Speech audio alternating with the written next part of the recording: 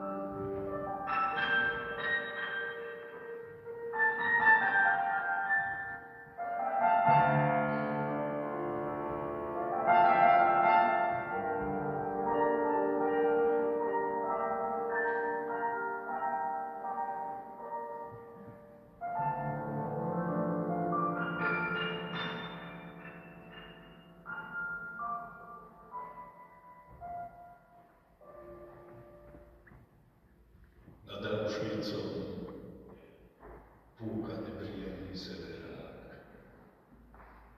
Krúti sa do čudesnej špirály. Všade je ticho. Len jedna sadza podobná slze vznáša sa po vetrínu ako pierko z mŕtvého vtáka. Koľko takýchto slz vyrobili špamotom vyslané pece. Posledné zjehnutie, posledný výdych. Duša odletela ako mín sa zapotáca. O ďalšieho dobrého človeka je na svete menej. Kráčam nemými kútmi po centrákach. Za veľkými sklenenými tabulami hromada hlasov ožívajú ľudia. Protezy zubov prepravili a ufre všakovakých rozmerov vydali sa na cestu. Ešte si skopiť, vybrať ten správny hrebeň. Bez ruky ľudia hľadajú kývte rúk a bez nohy sa pretierajú k dreveným dobám. Všetci chcú vykročiť železnou bránou, nad ktorou dýchá roztvorené nebo priamo do srdca cynický nápis, že práca oslobodzuje. Kráčam šklárou vytlačenými uličkami nasiaknutými krvou. Len tuším, koľko klapiek do nich stieklo. Pozerám do detských barakov a bojím sa uísť bez zaklopania. Zastavujem sa na Veľoplaci, kde kostlivci chodili deň čo deň na pravidelné sčítanie. Pália ma topánky, bolia oči a v nose štípe neznesiteľný zápas.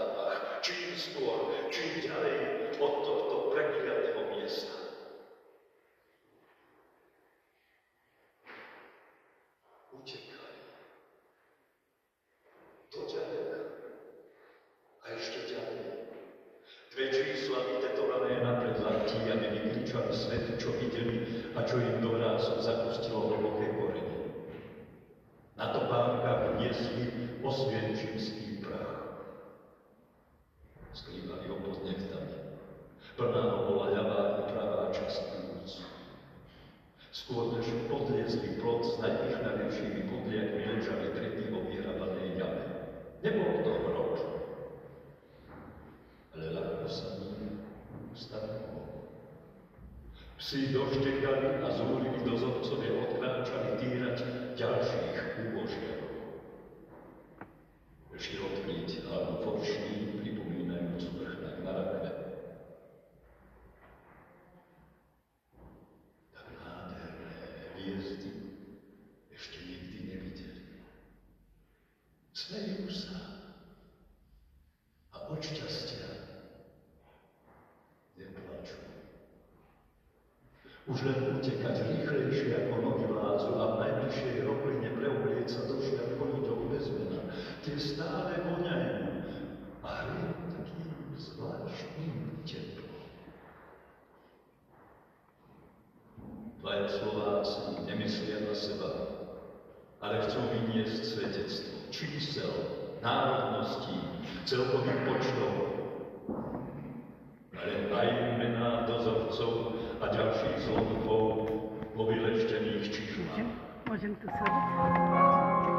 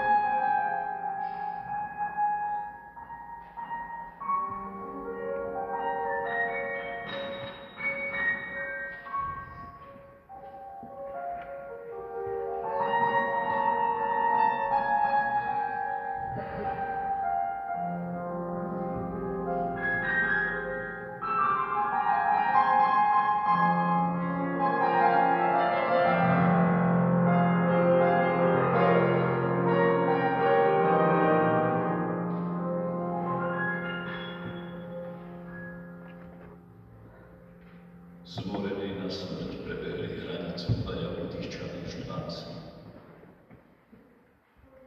Sú doma, na Slovensku.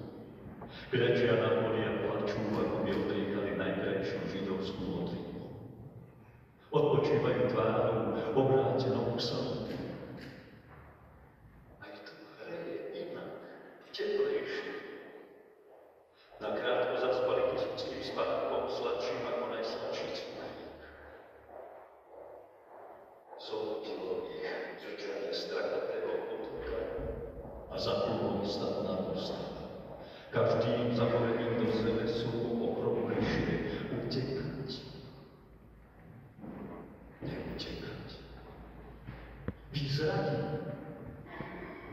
Nevyzradí. Dobrí ľudia sa vždy nájdu, ako sa hneď spoznajú fajčiari či utajení opierci. Sedliak s rukami väčšími ako balvany hľadí na ustráchaných mladíkov. Nebojte sa! Povedal to rázne a príjmete. Ako keď sa z mŕtvych vstaný Kristus prvý raz stretol s vystrašenými učeníkmi. Potrebujeme pomoc. Musíme sa dostať do čase. Možno si podali ruky, alebo sa len preberali bániaci pohľad. Potom ani jeden z utekajúcich nenapísal do knihy pamäti. Dlho tu nemôžete zostať. Volám sa Ondrej Čanecký, poďte so mnou. Váhavou odpovedou boli knížuce sa pod nárestrou. Pod nohami zapraskali vetvičky a zo škvrnitá tráva nič vstala.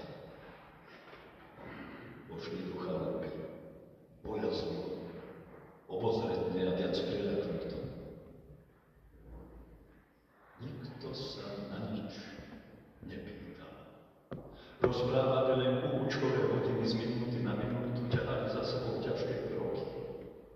Zjedli všetko, čo im duchovný stôl položila Čaneckému žena.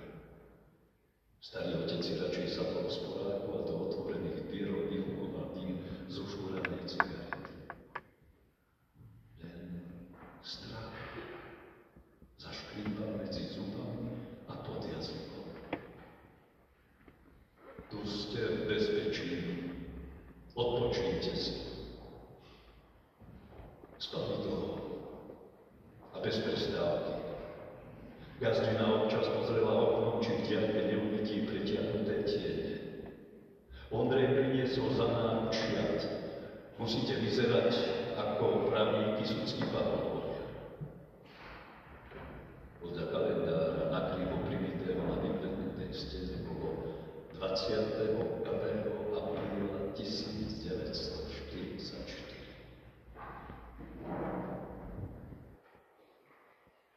A do Auschwitzu prišiel ďalší transport. Čím skôr musíme kontaktovať židovský konsul. V spomienkovej knihe jeden z dvojice, ten vyšší, zaznamenal Čaneckého soldáta. O 3 dní vezniem do Čace na trh pár prasiat. Pomôžete mi s nimi a nikto sa nás nebude na nič pýtať. Dovtedy musíte zostať tu a ja budem pokračovať v práci, lebo ak ma nebude vonku vidieť, začne to byť niekomu podozrivé. Pohľady zmrzli ako cenzúra. Máte moje slovo. Upokojili sa. Ako keď včera z neba zdajky objavia úplnú veľu. 3 dny si liečili vrátane nohy a dokrvavené duše. Nakoniec všetko bolo tak, ako povedal ten sedel. V spomínanej knihe sa ďalej píše. Nemusíte si urobiť starosti. Máme peniaze a pokiaľ potrebujete, všetky sú vaše. Gesto a gesta. Na pravé poludne ich odviedol za miestnym židovským lekárom. Počúval a neveril vlastným ušiam. Zvyšok cesty išli vlakom, rušnom výskakujúcim na všetky svetové strany. Žiline dostali nové mená do histórie Božnej ako Alfred Wetzler a Rudolf Hannibal. Vlastní im nedôverovali. Čanecký uveril hneď nie ako neveriaci Tomáš.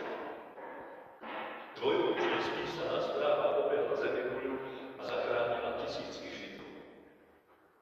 Čanecké pomeno je vyrité v Jeruzaleme a srdce zaliate v bronze pred skalickou školou. Až pôjdeš okolo pútnik, zastaň. Hrdina svoje detstvo nepripomína. Žil tak, ako mohol. Žil tak, ako mal. Prosto a jednoducho.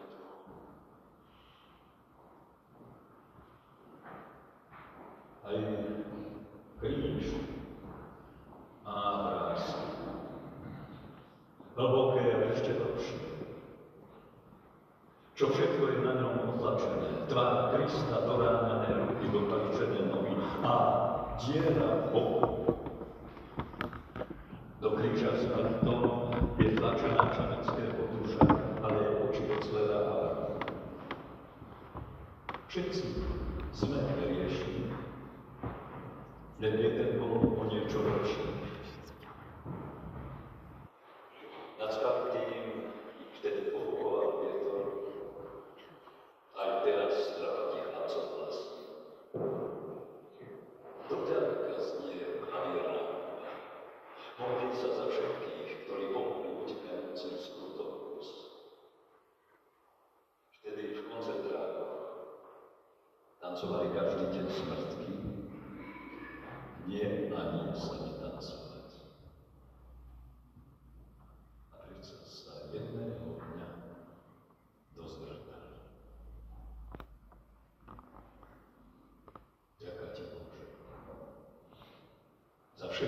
čo sa nepýtali a nečakali odpoveď. Vďaka za ticho, ktoré dodnes kričí.